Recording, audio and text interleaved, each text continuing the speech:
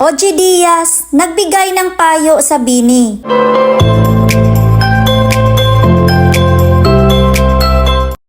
Ibinahagi ng talent manager at showbiz insider na si OG Diaz sa kanyang YouTube channel ang kanyang reaksyon kung paano hinandle ng Bini ang mga basher.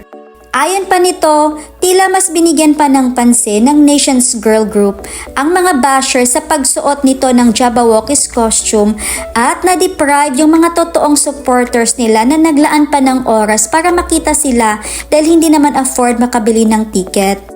Na parang kawawa dahil pag uwi sa bahay ay wala itong makwento dahil hindi man lang nasilayan ang mga mukha ng Bini. Nagbigay din ng suggestion si Mama OG na mas mabuting mag-hire na lang sila ng mga marshals para maprotektahan sila kung sakaling dudumugin sila ng tao dahil mas mabuting makikita sila ng mga blooms at deserve nila ang ganitong atensyon dahil pinaghirapan nila ito.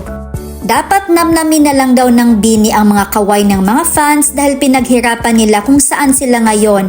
Pinaghirapan nila ang tingin at kaway ng mga fans. At sana daw hindi na uulitin ng Bini ang pagsusuot ng maskara o pagtatago dahil baka magsawa ang mga fans. Namnamin na lang nila ang mga panggigigil nito dahil pag may sumunod na panggigigilan ang mga fans ay lilipat na ito.